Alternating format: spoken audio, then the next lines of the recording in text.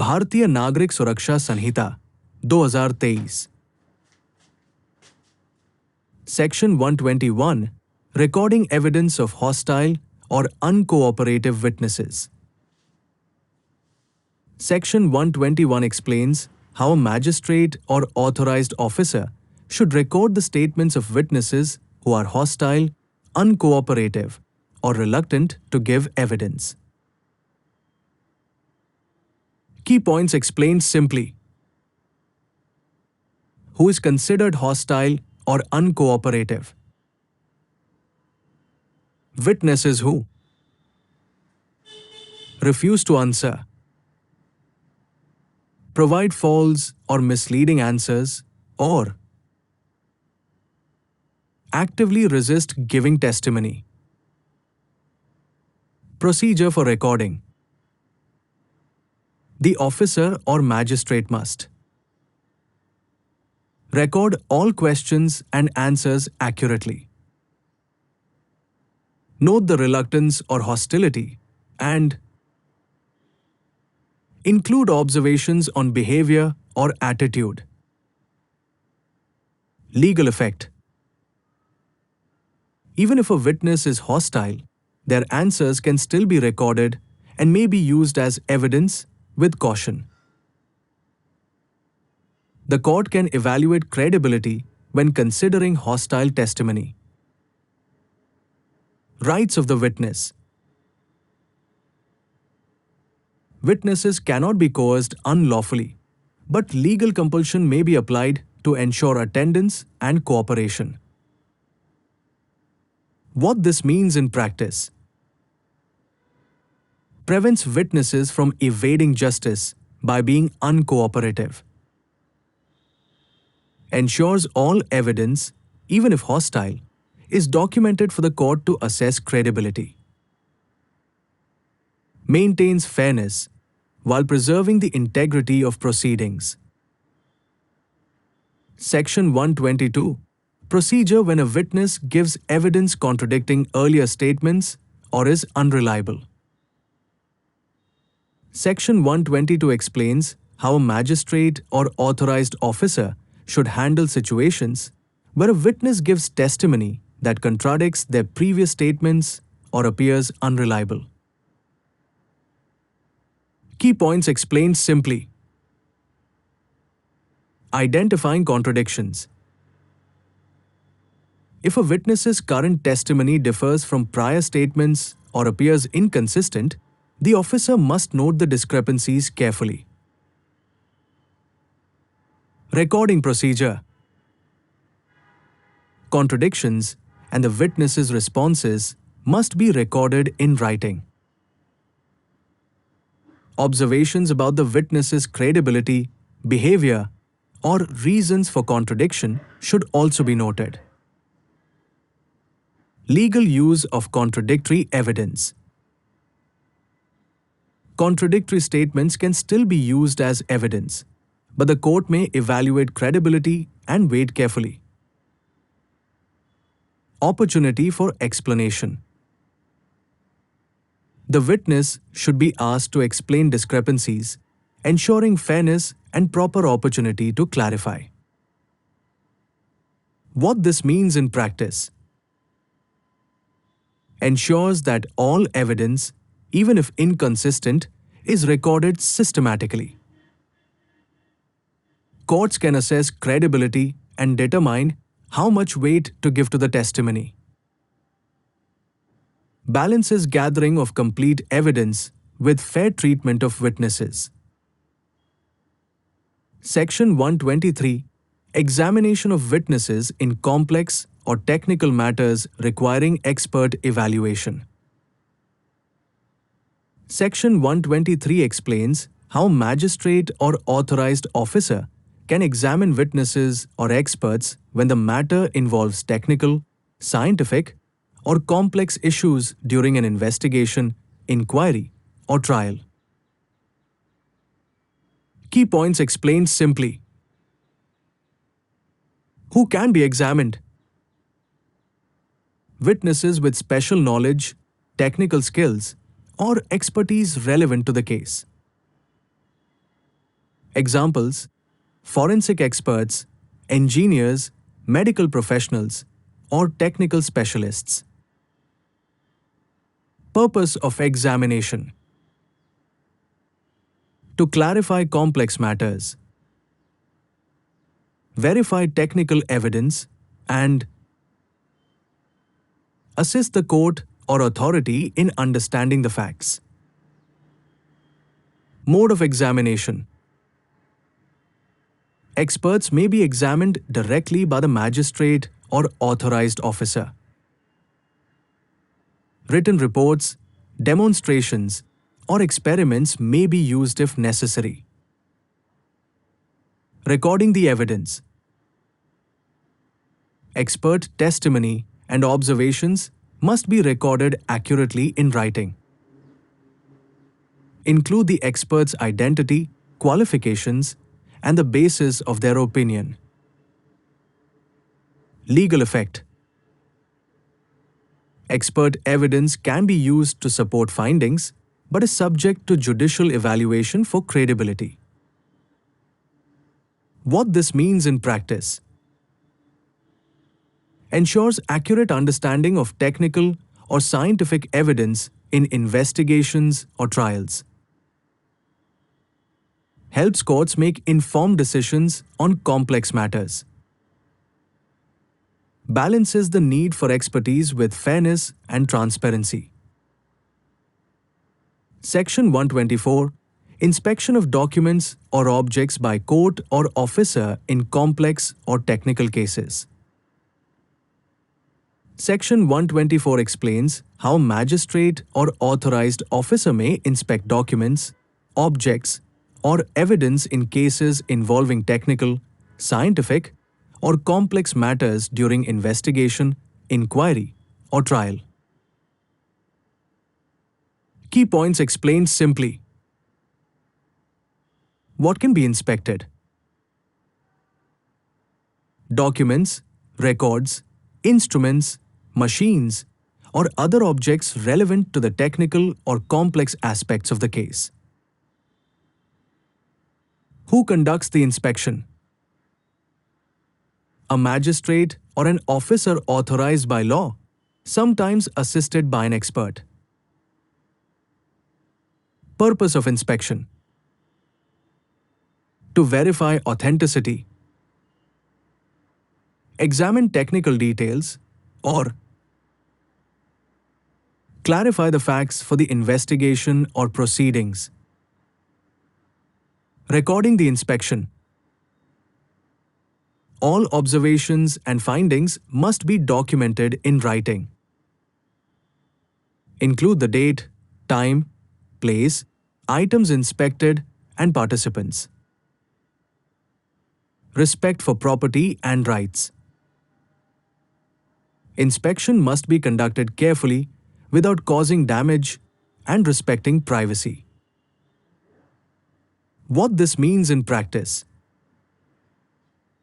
allows authorities to verify complex or technical evidence properly. Ensures that investigations and trials are based on accurate, verifiable information. Balances effective law enforcement with protection of property and rights. Section 125. Taking expert opinions and recording for use in proceedings. Section 125 explains how expert opinions should be obtained and recorded for use in an investigation, inquiry, or trial. Key points explained simply. Who can provide expert opinions?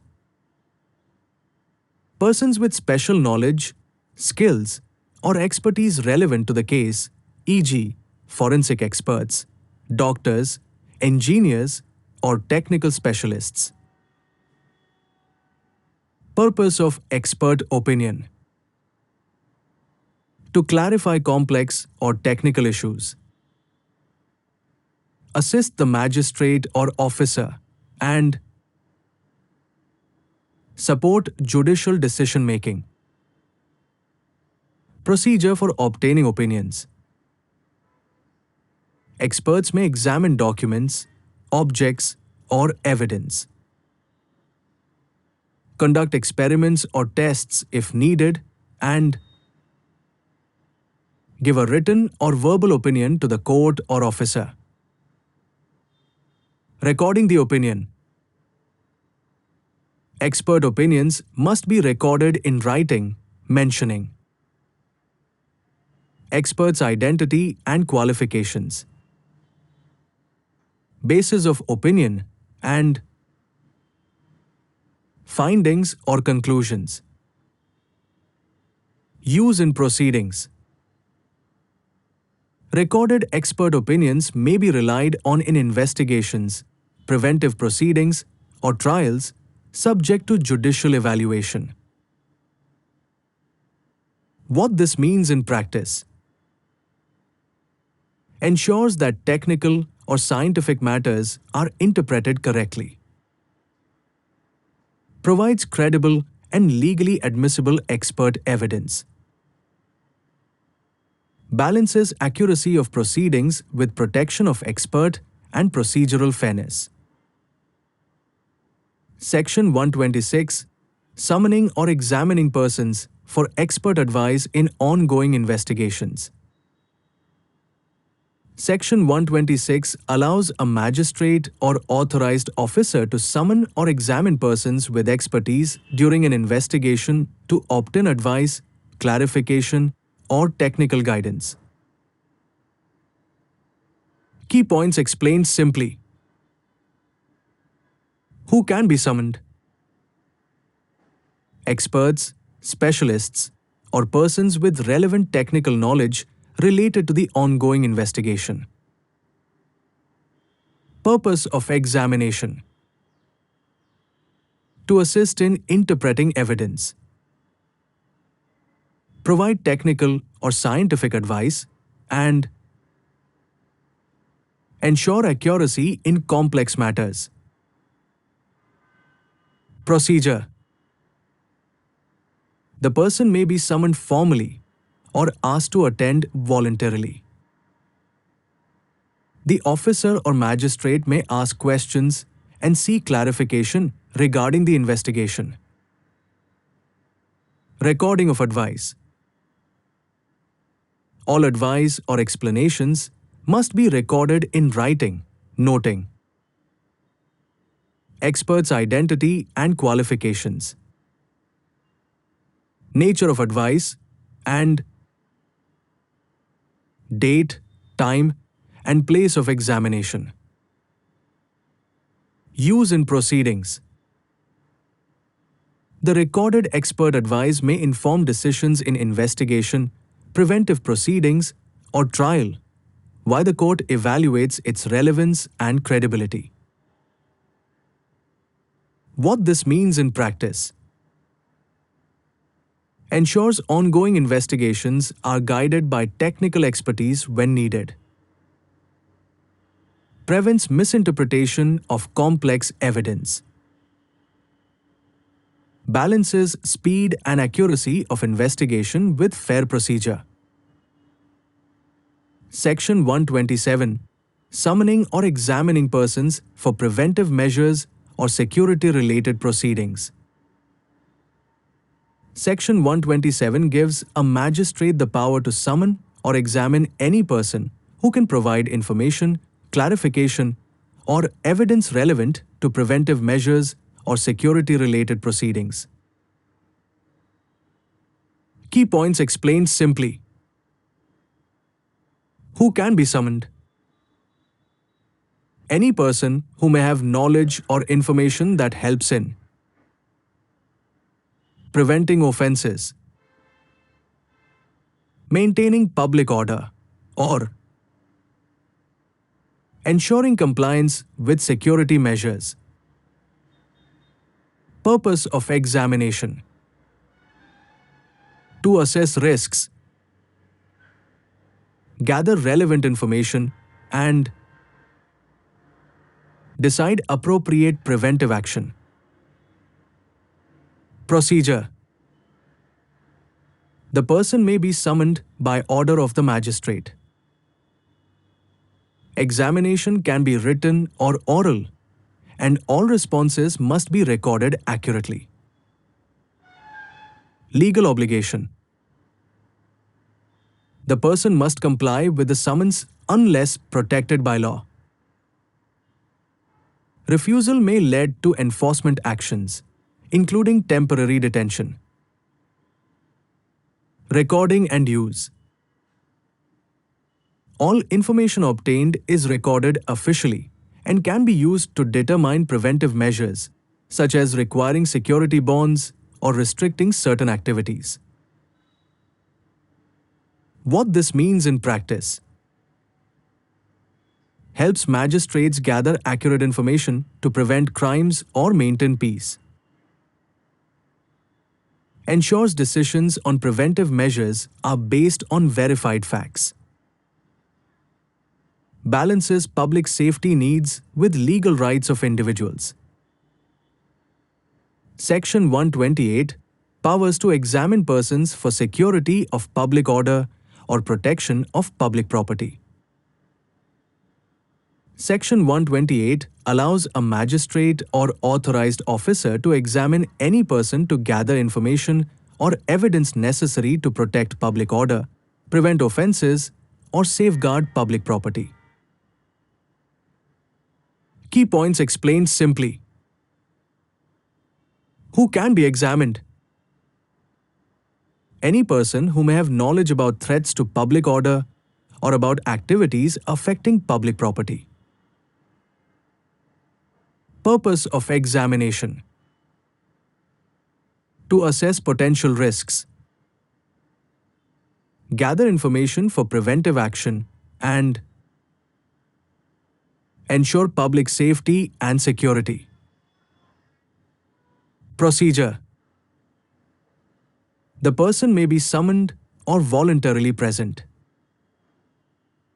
Examination can be oral or written, and all responses must be recorded in writing. Legal obligation: persons must cooperate unless they have a legal reason to refuse. Non-compliance may lead to enforcement measures. Use of recorded information. Information collected can be used to decide preventive measures, such as requiring security bonds or restricting harmful activities. What this means in practice: helps authorities prevent disturbances to public order and protect public property. Ensures that preventive actions are based on accurate, reliable information.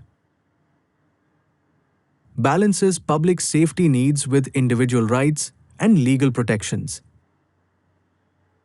Section 129 Procedure for taking preventive measures against habitual offenders or persons likely to commit offences. Section 129 explains how a magistrate can take preventive action against a person who is habitually involved in criminal activity or is likely to commit an offence. Key points explained simply. Who is targeted?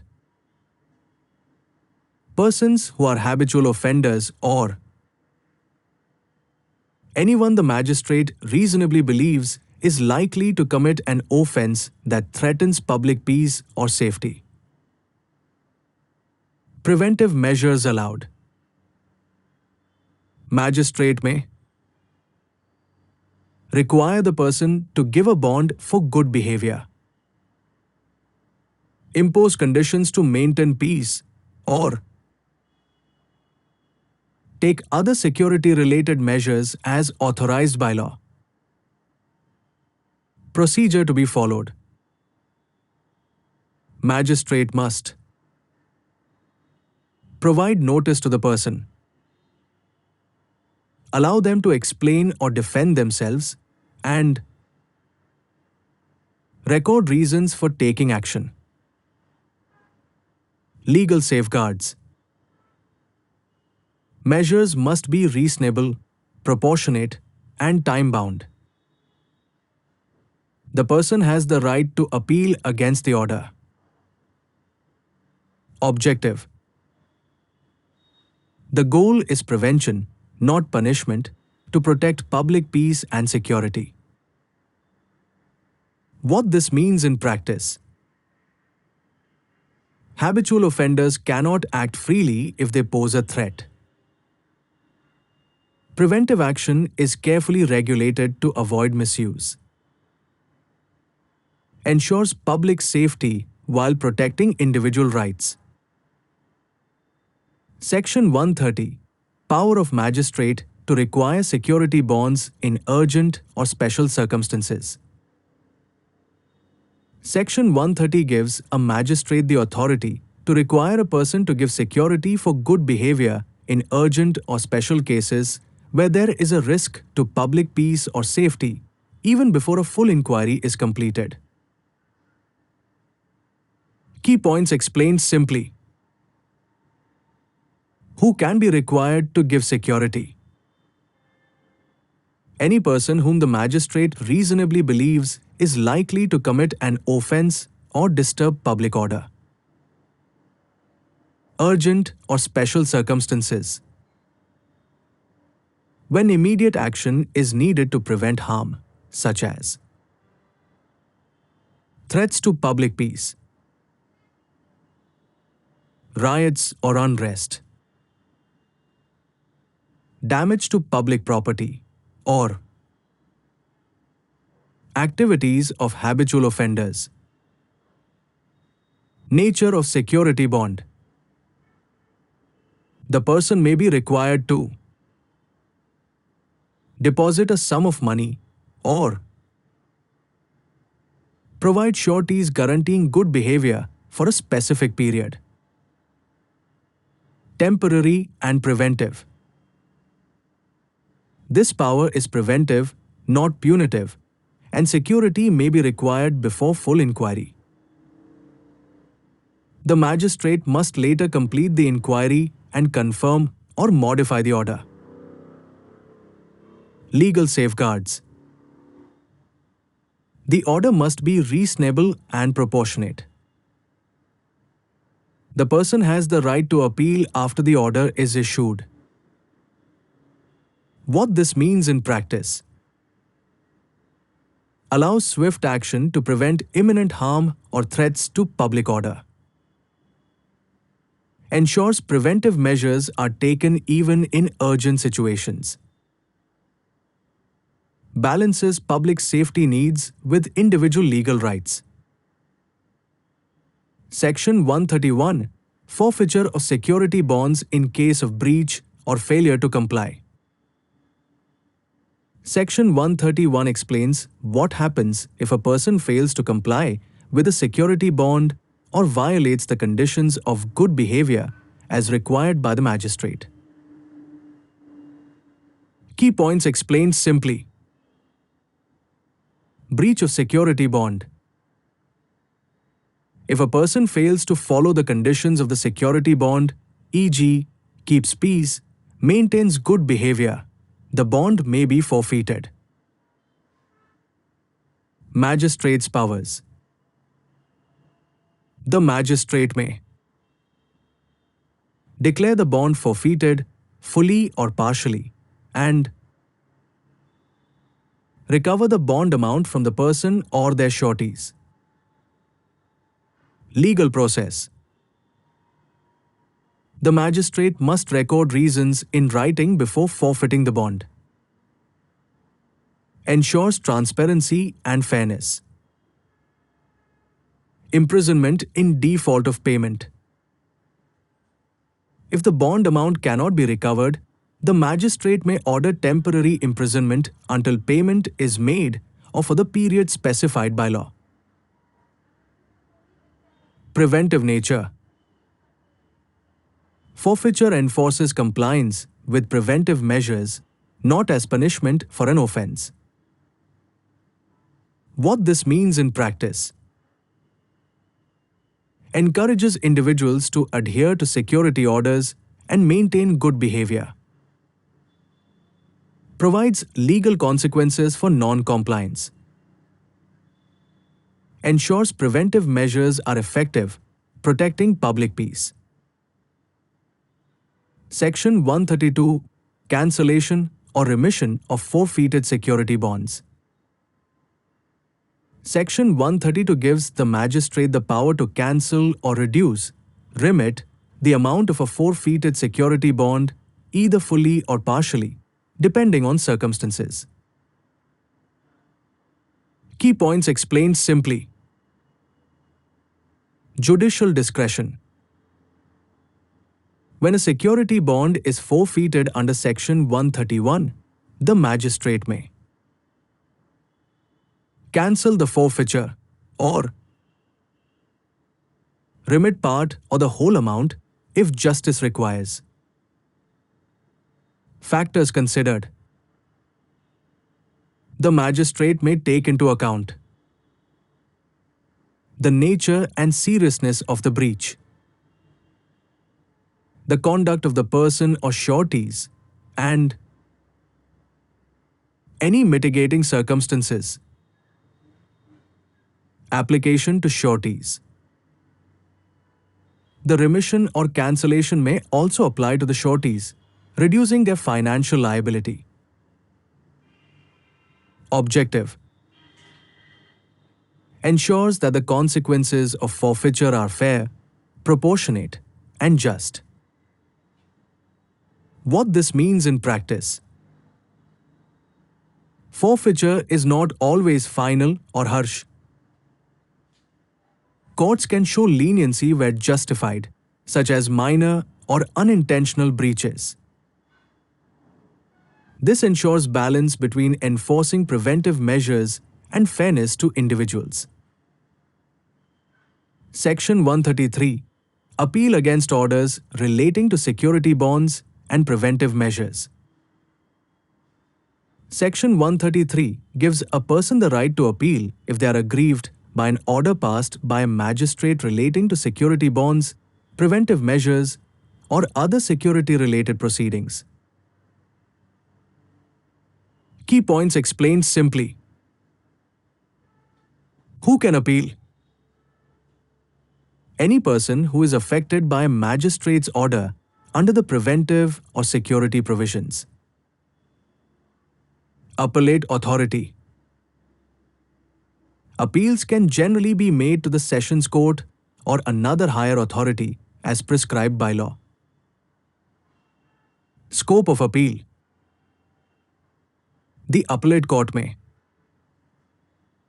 confirm the order, modify it, or set it aside, depending on facts, legality, and fairness. Time and procedure.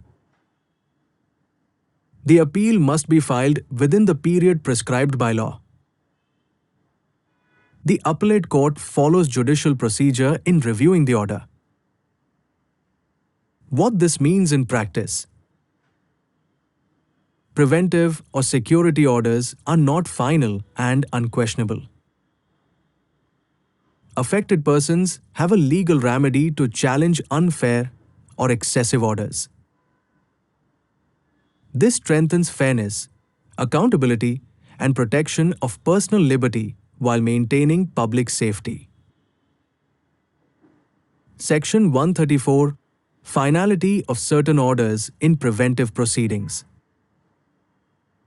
Section 134 explains which preventive or security-related orders of a magistrate are final and cannot be appealed, ensuring swift enforcement of preventive measures. Key points explained simply. Orders that may be final. Certain orders passed under the security provisions, like requiring security bonds, urgent preventive measures, or immediate detention for public safety, may be made final by law.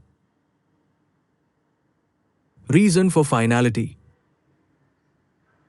Ensures preventive action is effective immediately, preventing delays that could compromise public safety.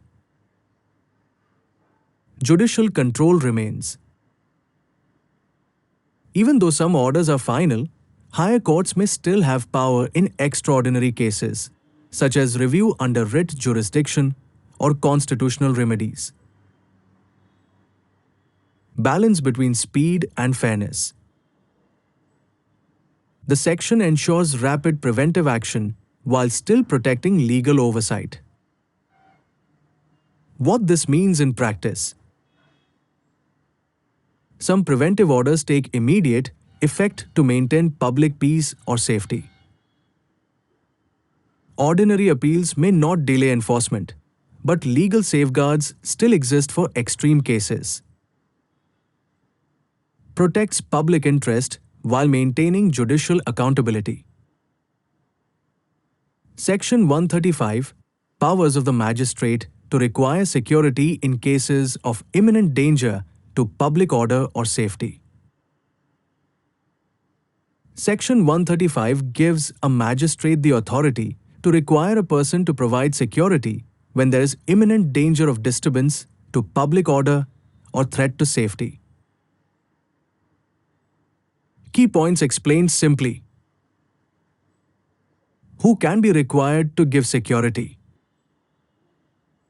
Any person whom the magistrate reasonably believes poses a risk of committing an act that could disturb public order or endanger people or property. Nature of security. The person may be asked to give a bond for good behavior and/or provide sureties to guarantee compliance with preventive measures. Immediate preventive action.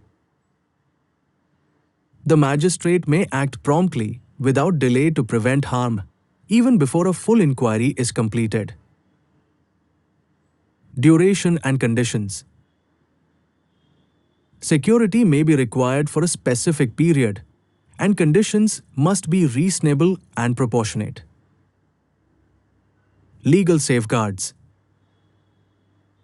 The person has the right to appeal against the order, though urgent measures may take effect immediately to ensure safety. What this means in practice. Allows swift preventive action in cases of imminent threat. Helps maintain public order and safety effectively. Balances urgency of preventive measures with legal rights and judicial oversight. Section 136 Enforcement and monitoring of security bonds or preventive orders.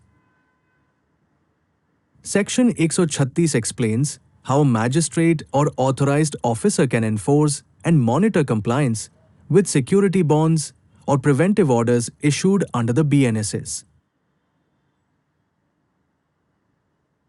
Key points explained simply. Monitoring compliance. The magistrate may keep track of whether the person is complying with the conditions of their security bond or preventive order. Inspection and verification. Officers may visit, inspect, or inquire about the person's behavior or adherence to the bond conditions. Action in case of non-compliance. If a person fails to comply, the magistrate may declare the bond forfeited and/or take preventive or enforcement measures, including temporary detention if authorized. Documentation. All monitoring actions and any steps taken must be recorded officially, noting the date, observations, and actions. Objective. Ensures that preventive orders are effective and public safety is maintained. What this means in practice. Security bonds and preventive orders must be actively enforced to be meaningful. Prevents individuals from ignoring the conditions of bonds or orders. Balances public protection with legal oversight and documentation. Section 137, release or modification of security orders on compliance or changed circumstances. Section 137 explains how magistrate may release a person from a security bond or modify preventive orders if the person complies with the order or if circumstances change. Key points explained simply. Release on compliance.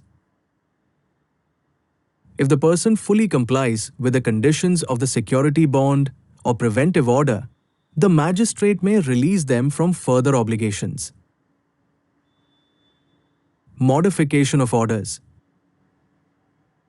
The magistrate may alter the terms or conditions of a preventive order if circumstances change or compliance makes original conditions unnecessary. Judicial discretion. The magistrate must exercise discretion fairly, ensuring that public safety is maintained and individual rights are respected. Recording the decision. Any release or modification must be recorded in writing, stating the reasons and terms. What this means in practice. Preventive measures are not permanent and may be adjusted based on behavior or changing situations. Encourages individuals to comply with security orders. Balances public safety with protection of personal liberty. Section 138. Appeal or review of modified or released security orders. Section 138 explains how a person or authority can appeal or request review of a magistrate's order that modifies or releases a security bond or preventive measure. Key points explained simply. Who can appeal or review? Any person affected by the order or the public authority or officer who issued or oversees the security measures. Appellate authority. Appeals or reviews are generally heard by a sessions court or other higher court as prescribed by law. Scope of appeal or review. The higher authority may confirm the order, modify it, or set it aside depending on facts, fairness, and law. Time and procedure. Appeals or reviews must follow prescribed time limits and procedures to ensure timely decisions. Objective. Ensures fairness and accountability even when orders are modified or released. What this means in practice. Preventive and security orders are subject to judicial oversight. Provides a legal remedy if the person believes the modification or release is unfair. Balances public safety with protection of individual rights. Section 139. Powers to extend, renew, or continue security measures if risk persists. Section 139 allows a magistrate or authorized officer to extend, renew, or continue security measures, such as bonds for good behavior, if the risk to public order or safety still exists. Key points explained simply. When extension is allowed. If a person was previously required to give security, but the magistrate believes that public safety or peace is still at risk, or the person may still commit an offense, the security period may be extended. Renewal of bonds. Security bonds can be renewed for a further period with the same or modified conditions. Continuing preventive measures. Other preventive orders, such as restrictions on activities, may also be continued if necessary to protect public order. Legal safeguards. Extension or renewal must be reasonable, proportionate, and time-bound. The person affected has the right to appeal under relevant provisions. What this means in practice.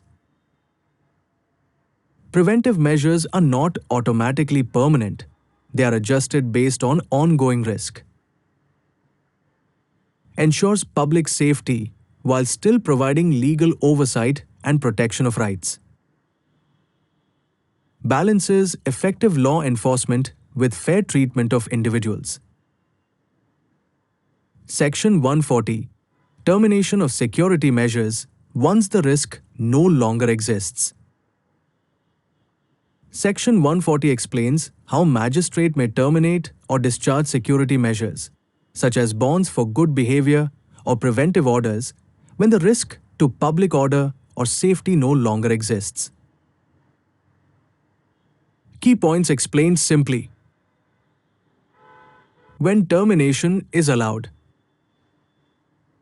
If the magistrate is satisfied that the person no longer poses a threat to public peace, safety, or property. Process. The magistrate may release the person from the bond or cancel the preventive order entirely. Legal documentation. Termination or discharge must be recorded in writing with reasons stated clearly. Rights of the person. The person is freed from all obligations under the bond or order once termination is granted. Objective.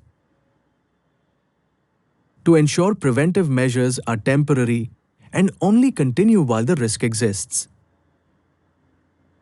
What this means in practice. Preventive measures do not become indefinite. Individuals regain full liberty once they are no longer considered a threat. Ensures fairness while maintaining public safety. Section 141. Appeal or review against termination or discharge of security measures. Section 141 explains how a person or authority can appeal or request a review if they are aggrieved by the termination or discharge of a security bond or preventive order. Key points explained simply. Who can appeal or review? The person affected by the termination or discharge, or the public authority or officer responsible for the preventive measures. Appellate authority. Appeals or reviews are generally heard by a sessions court or higher authority as prescribed by law. Scope of appeal or review. The higher authority may confirm the termination discharge, modify the order, or set it aside depending on facts, risk assessment, and fairness. Time and procedure. Appeals or reviews must be filed within the prescribed period, and the procedure must be followed promptly. Objective. Ensures that termination of preventive measures is fair and justified, and public safety is considered. What this means in practice. Provides a legal check on the discharge or termination of security orders. Balances individual liberty with public safety considerations. ensures accountability of judicial or preventive action. Section 142. Procedures for enforcing security bonds when a person absconds or fails to comply. Section 142 explains how a magistrate or authorized officer can enforce a security bond or preventive order if the person fails to comply or goes missing, absconds. Key points explained simply. Who is affected? Any person who is required to give a security bond or adhere to preventive conditions and either fails to comply or leaves the jurisdiction to avoid obligations. Enforcement actions. The magistrate may declare the bond forfeited, issue warrants to bring the person back, or take other lawful measures to ensure compliance. Documentation. All enforcement steps must be recorded in writing, noting actions taken, reasons for enforcement, dates and authorities involved. Temporary measures. The magistrate may temporarily detain the person. Here is a clear and simple English explanation of Section 143 of the Bharatiya Nagarik Suraksha Sanhita, 2023, BNSS, the section after Section 142. Section 143. Authority to extend security measures across multiple jurisdictions. Section 143 explains that a magistrate or authorized officer can extend preventive or security measures to cover multiple areas or jurisdictions if the person poses a risk beyond a single location. Key points explained simply. Who it applies to. Persons whose behavior, actions, or threat spans more than one district or jurisdiction. Purpose of extension. To prevent offences, maintain public order, and ensure security across multiple regions without being restricted to one location. Procedure. The magistrate may issue security bonds, preventive orders, or restrictions valid in other areas. The order should clearly state the extended jurisdiction and terms. Legal safeguards. Extension must be reasonable, necessary, and time-bound. The affected person has the right to appeal the order as prescribed. Objective. Ensures that preventive measures are effective wherever the person may act, protecting public safety. What this means in practice. Prevents individuals from evading preventive measures by moving between areas. Maintains continuous protection of public order across jurisdictions. Balances public safety with legal rights and oversight. Section 144. Orders to prohibit certain activities in emergency situations. Section 144 allows a magistrate to issue orders to prevent activities or gatherings when there is a threat to public safety, peace, or property. It is an emergency power to prevent harm. Key points explained simply. When it can be used. If there's imminent danger of riots or violence, damage to property, or any act that threatens life or public safety. What the order can do: prohibit assembly of people, restrict movement,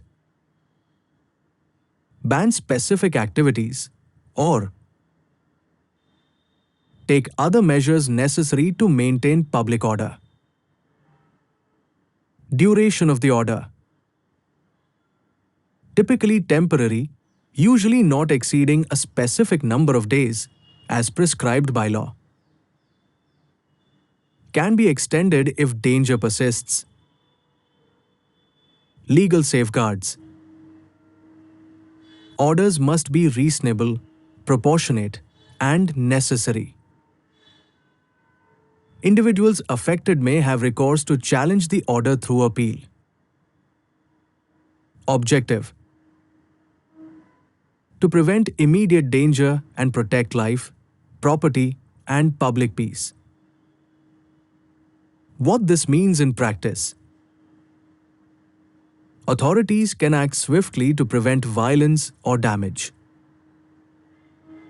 Preventive measures do not punish anyone but restrict harmful activities temporarily. Balances public safety with individual rights, ensuring orders are time-bound and reasonable. What is Section 145? Procedure? Section 145 lays down whether legal proceedings under Section 144, which deals with maintenance orders for wives, children, and parents, can be started. It specifies the jurisdiction, meaning in which district or place such proceedings can be initiated against a person. Key points of Section 145. Under this section, a maintenance case under Section 144 can be filed in any district where the person against whom the proceeding is taken is currently located, the person or his wife resides, the person last resided with his wife, or, as relevant, the mother of his illegitimate child, the person's father or mother resides. What it means in simple terms: this provision gives flexibility about where a maintenance proceeding can be started. Instead of forcing the aggrieved person, like a wife, child, or parent, to file the case only at one fixed location, the law allows the case to be filed in any of several places connected to the person required to pay maintenance. For example, if a husband lives in District A, but his wife lives in District B, the wife can file the maintenance case in either district. Or if his parents live in District C, the case could also be begun there. This ensures that the person seeking maintenance doesn't face unnecessary hardship just because of the place of filing. Bharatiya Nagarik Suraksha Sanhita, 2023. Section 146, Alteration in Allowance. What is Section 146 about? Section 146 gives the magistrate the power to change, increase, decrease, or cancel the maintenance amount that was earlier ordered under Section 144. Main provisions of Section 146. A magistrate may alter the maintenance order if एक change in circumstances. If there is a change in the financial condition of either the person paying maintenance or the person receiving maintenance. Example: the husband loses his job, maintenance may be reduced. The wife's expenses increase, maintenance may be increased.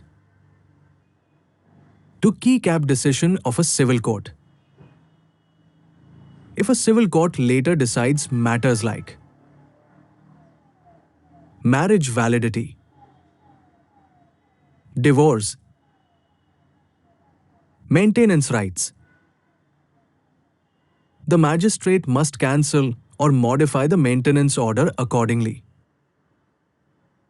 Teen woman remarries. If a wife receiving maintenance remarries, the magistrate shall cancel the maintenance order from the date of remarriage. Simple meaning. Section 146 ensures that maintenance orders are not rigid. They can be changed with time, depending on real-life situations like income, remarriage, or court decisions.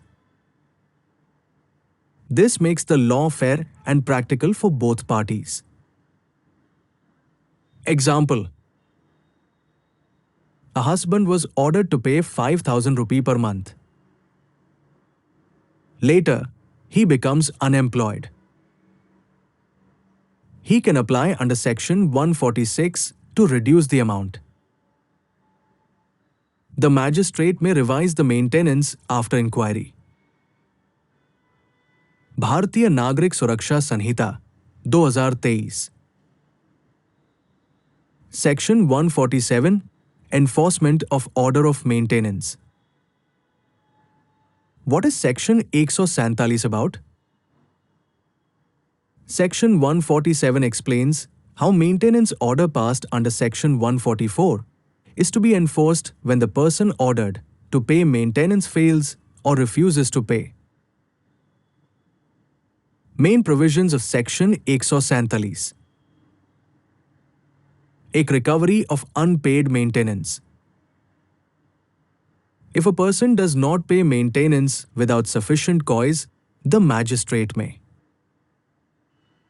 issue a warrant to recover the amount, just like recovering a fine. Do imprisonment for non-payment. The magistrate may also sentence the defaulter to imprisonment for up to 1 month or until the maintenance amount is paid for each month's default.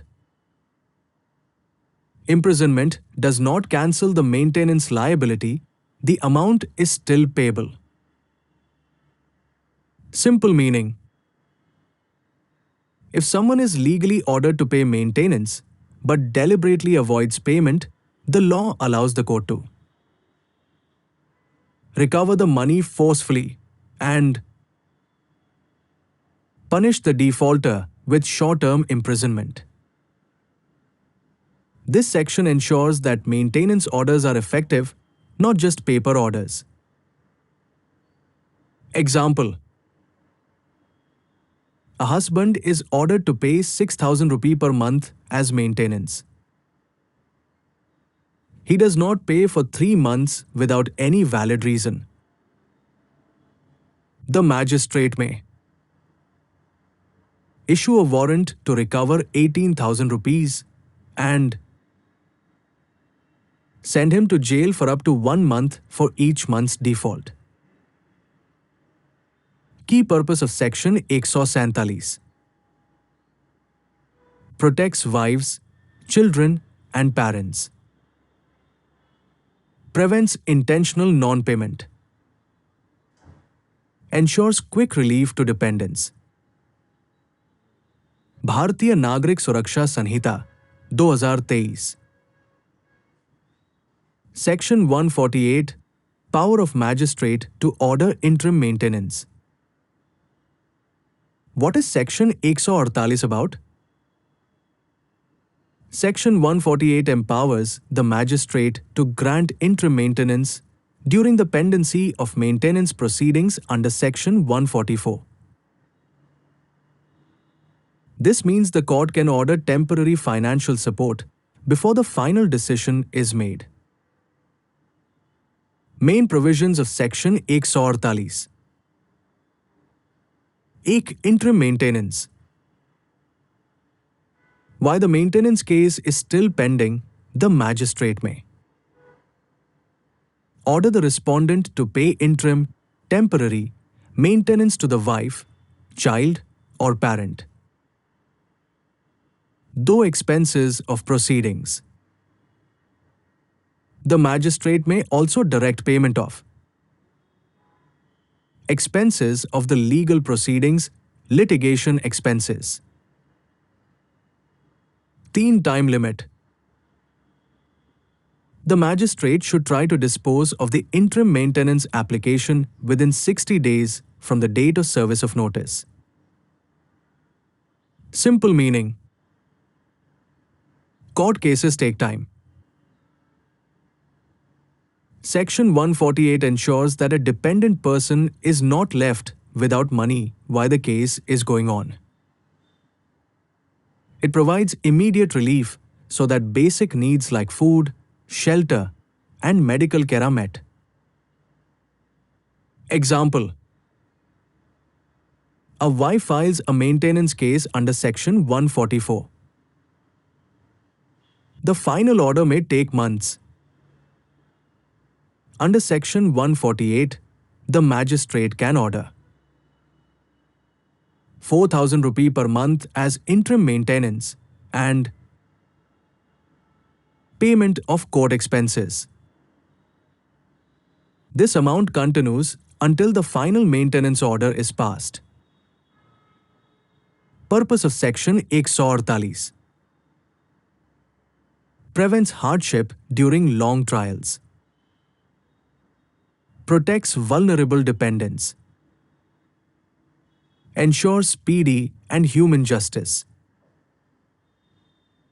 Bharatiya Nagarik Suraksha Sanhita 2023. Section 149, Maintenance Order to be enforced throughout India. What is Section 149 about? Section 149 states that a maintenance order passed under this Sanhita is valid and enforceable anywhere in India, not just in the district where it was passed. Main provision of Section 149. A maintenance order made under Section 144 and related sections can be enforced in any place in India, even if the person ordered to pay maintenance moves to another state or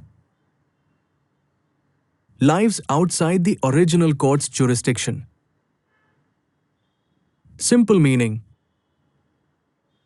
a person cannot escape paying maintenance by changing their location. Once a court passes a valid maintenance order, it follows the defaulter across India. Any competent magistrate in another district or state can help enforce the order. Example: a magistrate in Delhi orders a husband to pay maintenance. The husband shifts to Mumbai. Under Section 149, the maintenance order is still valid and can be enforced by magistrate in Mumbai. Purpose of Section 149: prevents misuse of jurisdiction loopholes, strengthens enforcement of maintenance laws, protects wives, children, and parents from abandonment. Bharatiya Nagarik Suraksha Sanhita 2023. Section 150, Transfer of Maintenance Order for Enforcement. What is Section 150 about? Section 150 explains how maintenance order can be sent from one magistrate to another magistrate for enforcement when the person liable to pay maintenance lives or is found in a different district. Main provisions of Section 150. 1 key cap sending the order for enforcement. If the person ordered to pay maintenance resides or is present in another district, the magistrate who passed the maintenance order may send a copy of the order to the magistrate of that district. दो power of receiving magistrate. The magistrate who receives the order has the same powers to enforce it as if he himself had passed the order. तीन effective recovery. The receiving magistrate may issue warrants or take other legal steps to recover the maintenance amount. Simple meaning: if the defaulter lives in a different district, the original court does not lose control. The order is simply transferred for execution so that maintenance can be recovered easily and quickly. Example: a maintenance order is passed in District A. The husband lives in District B. The magistrate in District A sends the order to District B. The magistrate in District B enforces it as if it were his own order. Purpose of Section 150: ensures smooth enforcement across districts, avoids delay caused by jurisdiction issues, protects the rights of dependents. भारतीय नागरिक सुरक्षा संहिता 2023 section 151 Proof of non-access. What is Section 151 about? Section 151 deals with cases where a man is ordered to pay maintenance for a child and he claims that he is not the father. It explains how paternity can be challenged in maintenance proceedings. Main provision of Section 151. If a person is ordered to pay maintenance for a child and he denies paternity, he must prove that he had no access to the child's mother at the time when the child could have been conceived. Simply denying fatherhood is not enough. The burden of proof lies on the man who denies paternity. Simple meaning: the law protects children from being denied maintenance without strong proof. If a man says, "This child is not mine," then he must clearly prove that he had no opportunity or possibility of relations with the mother during the relevant period. Without such proof, the maintenance order will continue. Example: a man is ordered to pay maintenance for a child. He claims the child is not his. Unless he proves that he was living separately or had no contact with the mother at the time of conception, the court will reject his claim and maintenance will remain payable. Purpose of Section 151: protects the rights and welfare of children,